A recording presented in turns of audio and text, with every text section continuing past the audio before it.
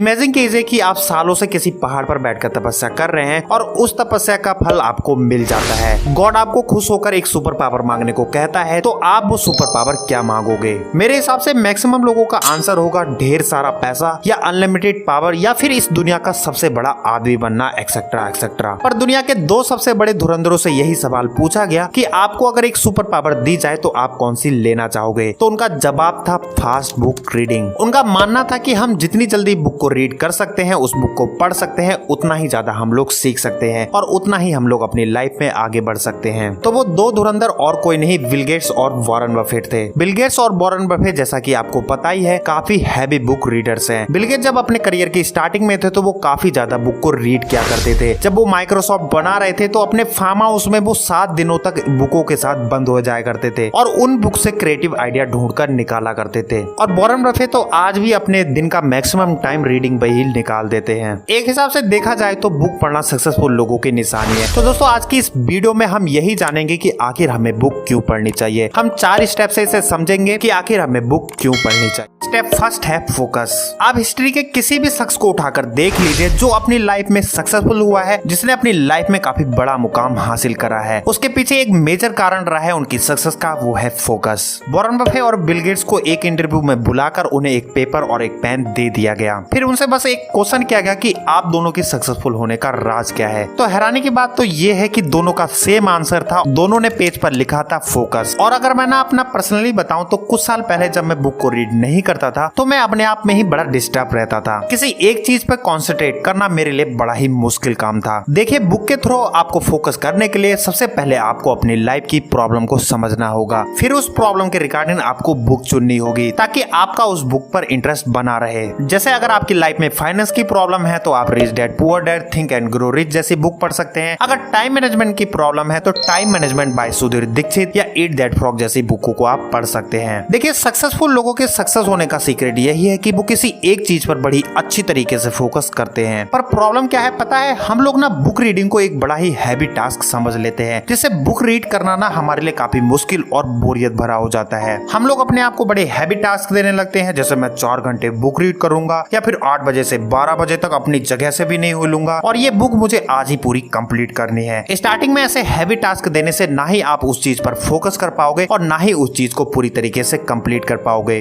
जबकि हमें ऐसा करना चाहिए कि जिस बुक पे हमारा इंटरेस्ट है उसे हमें बिना टाइम पीरियड में बांधे उसे पढ़ना चाहिए। पूरी बुक कंप्लीट करने की जगह उसके 1 या 2 पेज स्टार्टिंग में पढ़ने चाहिए। और हम लोग ना अपने दिमाग में ये मिथ बैठा लेते हैं कि बुक की हर एक लाइन को हमें बड़े ही ध्यान से पढ़ना चाहिए। पर सच कहूँ तो आप बुक में अगर 100 वर्ड्स पढ़ते हो तो उन 100 में से सिर्फ 20 या 30 वर्ड्स आपके काम के होंगे। सेकंड स्टेप है एक्सपीरियंस ऑफ अदर्स। आचार्य चाणक्य ने कहा है कि आपको अपने अनुभव से सारी चीजें सीखने के लिए आपकी पूरी लाइफ भी कम पड़ जाएगी। इससे अच्छा तो बेहतर ये है कि आप दूसरों के अनुभव और उनकी गलतियों से सीखें। पर देखिए दोस्तों, इसमें प्रॉब्लम ये है कि आप अपने आसपास के बड़े बूढ़ों से तो जाकर पर्सनली सीख सकते हैं, पर उन लोगों से सीखना काफी मुश्किल हो जाता है जो इस दुनिया के टॉप में हैं, जिन्होंने अपनी लाइफ में काफी बड़ी सफलता को हासिल किया है। जैसे एग्जाम्पल एपीजे अब्दुल कलाम। वैसे तो वो इस दुनिया में नहीं है, पर अगर होते भी तो हमारे उनसे पर्सनली सीखने के चांसेस 0.001% ही होते। ऐसे में हम उनकी लाइफ के अनुभव के बारे में कभी भी नहीं सीख पाते। तो सबसे अच्छा रास्ता ये है कि हम लोग उनके द्वारा लिखी गई बुकों को पढ़ सकते हैं। जैसे एपीजे अब्दुल कलाम की बुक है विंग्स ऑफ फायर। इस बुक से हम लोग एपीजे अब्दुल कलाम के अनुभव को अपने जीवन में उतार सकते हैं।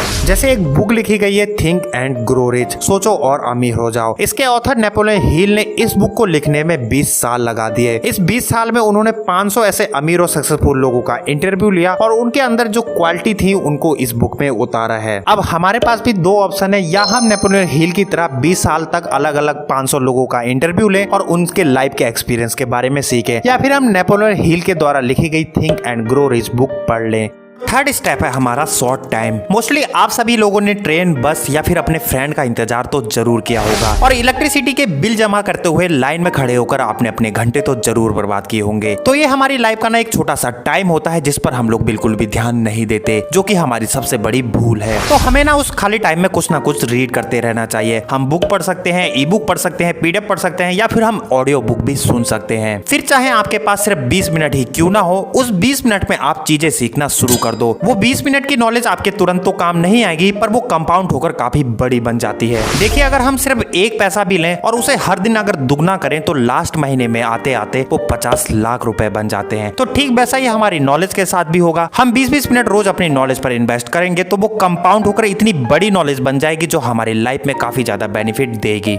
4th स्टेप है हमारा ब्रेन की एक्सरसाइज। मेरे घर पर ना एक बहुत पुरानी मशीनरी रखी हुई थी जिसका हम काफी लंबे टाइम से यूज नहीं कर रहे थे। जब हमने उसका यूज करना बंद कर दिया तो धीरे धीरे उस पर जंग लगने लगी और आखिर में वो इतनी बेकार हो गई ना उसे बेचना पड़ा। तो दोस्तों, ठीक यही हमारे दिमाग के साथ भी होता है। अगर हम इसको यूज नहीं करेंगे, इसकी एक्सरसाइज नहीं कराएंगे तो इस पर भी जंग लगने लग जाएगी। बुक रीडिंग ब्रेन की एक्सरसाइज के लिए एकदम परफेक्ट टूल है। ये हमें स्मार्ट तो बनाता ही है, साथ में उम्र बढ़ने के साथ ना हमारा दिमाग काफी साफ और एनालिटिक होने लगता है, जिसमें आप सही या गलत का डिसीजन बड़ी आराम से ले सकते हैं। और जब आपकी ब्रेन की एक्सरसाइज होती है तो साथ में आपके बॉडी की भी एक्सरसाइज होती है, क्योंकि इस पूरी बॉडी को ना हमारा ब्रेन ही कंट्रोल करता है। आपने देखा होगा कि अगर आप अपने दिमाग में थका हुआ महसूस करते हैं तो आपकी बॉडी भी ऑटोमेटिकली थका हुआ महसूस करने लगती है। ब्रेन एक्सरसाइज से हमारा इमेजिनेशन काफी बेहतर होता चला जाता है। जब भी आप कोई किताब पढ़ना शुरू करते हो तो आपका दिमाग इस तरह काम करता है मानो उस पर कोई फिल्म चल रही हो, और हमारे ब्रेन सेल जो कि अरबों करोड़ों की मात्रा में हमारे दिमाग में होते हैं वो हर दिन बेहतर और मजबूत होते चले जाते हैं। वैसे तो दोस्तों, बुक पढ़ने के कई फायदे हैं, पर हमने 4 पॉइंट से आपको बता दिया कि हमें आखिर बुक क्यों पढ़नी चाहिए। तो वीडियो अच्छी लगी हो तो आप प्लीज जरूर से जरूर वीडियो को लाइक करें और साथ में अपना ढेर सारा प्यार दिखाओ हमारे चैनल को सब्सक्राइब कर। तो मिलते हैं आपसे अगली वीडियो में। खुश रहिए, खुशियां बांटते रहिए।